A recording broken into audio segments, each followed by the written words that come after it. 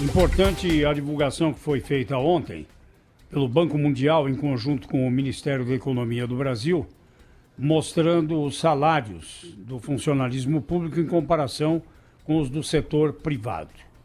E os números são dos mais expressivos. Com licença, eu vou colocar o óculos aqui, senão eu vejo um papel em branco à minha frente. Bom, os federais ganham no Brasil, em média, quase o dobro, 96% daqueles que exercem funções semelhantes nas empresas do setor privado.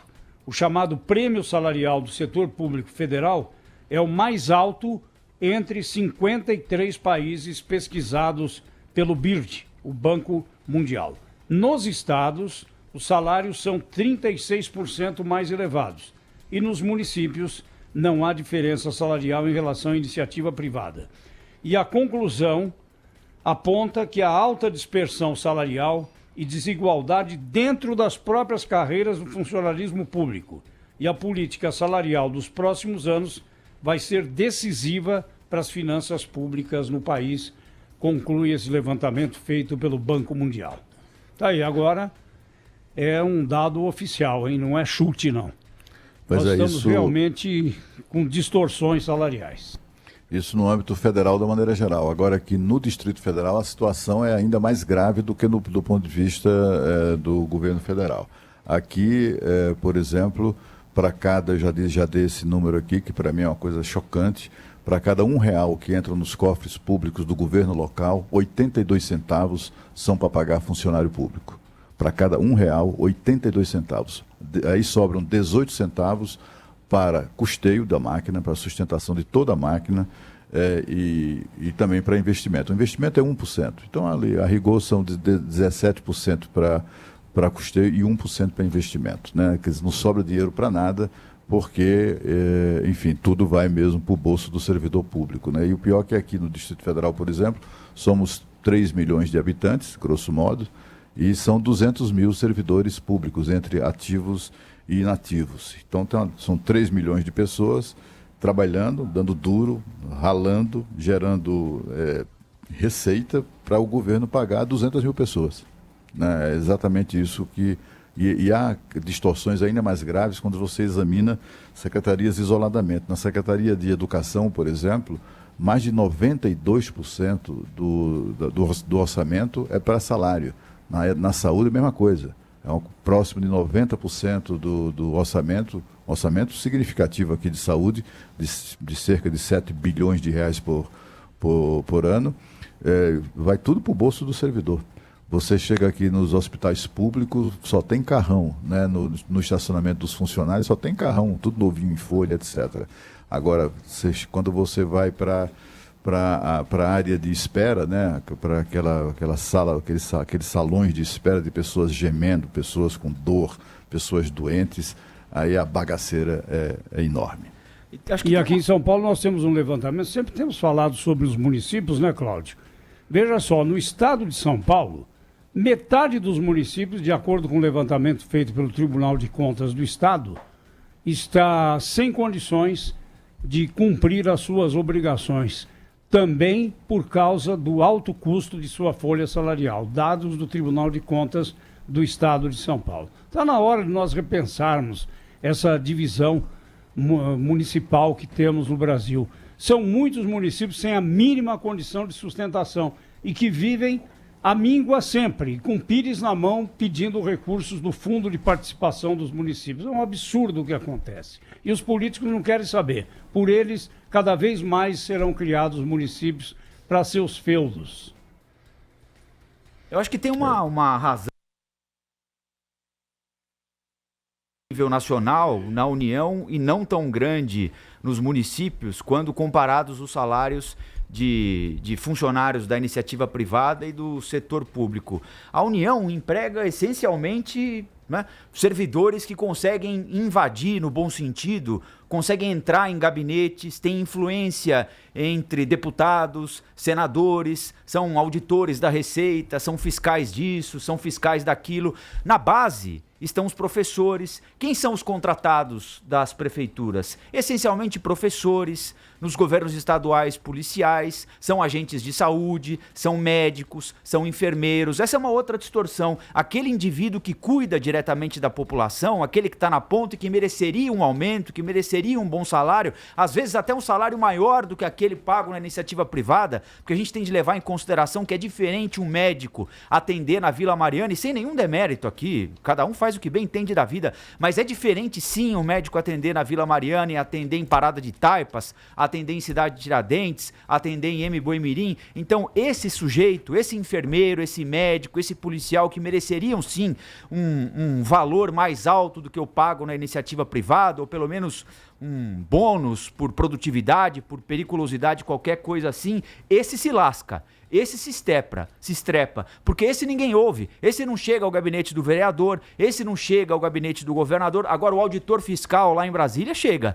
e chega botando banca. Tanto chega botando banca que no governo Temer, no auge da crise que nós atravessamos, logo depois do impeachment, o PIB caindo, a maior crise da história, nunca antes demoramos tanto tempo para sair da crise. O que aconteceu? Todo mundo perdendo emprego, quem tinha emprego dando graças a Deus do chefe não passar por perto, para não ser demitido, e eles ganharam um aumento escalonado. Aí vem o presidente Temer e diz, olha, eu não posso desfazer o acordo que foi feito pela Dilma, pera um pouquinho. Se ele chegou e viu que ela deixou o cofre vazio, não tem acordo, não tem dinheiro, não tem acordo. Mas e a coragem? E se os caras batem o pé lá em Brasília? Esse é o drama, né? Pois é, e sobre os dados do Tribunal de Contas do Estado, nós agora juntamos o Banco Mundial com os salários do funcionalismo, e aí eu puxei do Tribunal de Contas do Estado, aqui em São Paulo, hein? Imaginem no resto do país como deve ser. Então aqui em São Paulo, tem os números agora na minha mão, 61% dos municípios arrecadam menos do que necessitam, de acordo com o Tribunal de Contas. 317 prefeituras foram alertadas sobre os gastos que têm feito de forma excessiva com o seu funcionalismo. E 396 municípios estão em situação de risco. São pouco mais de 600 no estado de São Paulo, mais da metade, 61% com problemas. Dá para imaginar, dá para projetar o que acontece em outros estados que não têm a pujança do estado de São Paulo.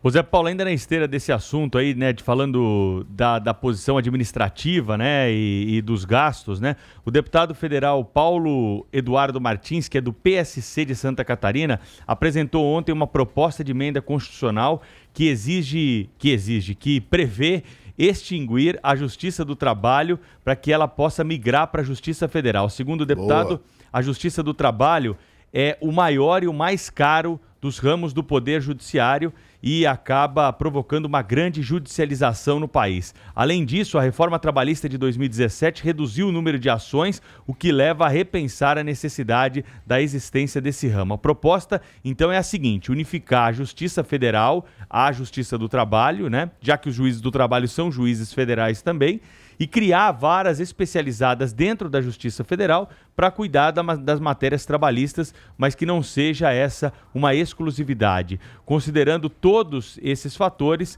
a integração da Justiça Federal com a Justiça do Trabalho vai reduzir os custos da União e também vai melhorar a prestação jurisdicional. Fica preservada, então, a matéria trabalhista no âmbito federal. Isso não vem para a Justiça Estadual, para sobrecarregar ainda mais a Justiça Estadual, mas nas unidades, então, da Justiça Federal, nós teríamos esse tipo. Antes, eu até, outro dia estava conversando aí com um advogado sobre esse assunto, né? E ele me contava que antes da criação da Justiça do Trabalho, da presença, pelo menos, da Justiça do Trabalho em todos os estados, né? Porque isso demandou, ao longo do tempo, investimento. Ela é dos anos 40, né? De Getúlio. Isso, mas não todos os estados tinham estruturas, é isso que é interessante, né? Por exemplo, São Paulo tinha, porque é um grande estado, a maior cidade do país e tal, mas outros locais não tinham varas especializadas na Justiça do Trabalho. E isso era resolvido ali pelo juiz federal que estava na região, né?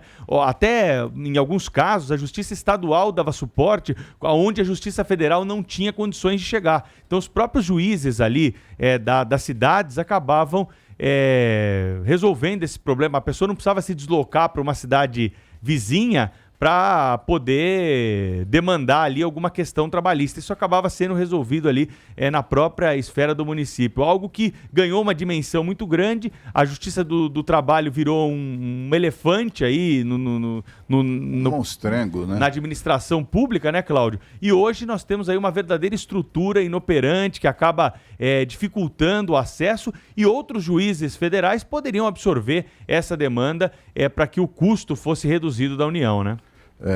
O custo da Justiça do Trabalho no Brasil é uma coisa próxima dos 22 bilhões de reais por ano, e a Justiça do Trabalho nos últimos anos, antes da reforma, vinha proporcionando ganhos à classe trabalhadora que não passava dos 8 bilhões.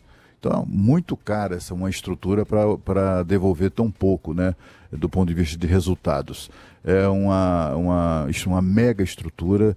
Em todos os estados, a gente vê a estrutura gigantesca que foi criada para uma justiça jabuticaba, que é essa Justiça do Trabalho. Existe aqui no Brasil e mais em alguns poucos países atrasados, mundo afora. A gente vê aqui em Brasília, por exemplo, a sede do Tribunal Superior do Trabalho. Meu Deus do céu, é constrangedor você passar diante da sede do TST. Entrar lá é revoltante. Você imaginar que tanto dinheiro público foi gasto na construção de uma coisa com aquelas dimensões, e com tanto luxo, com tanto esmero, né?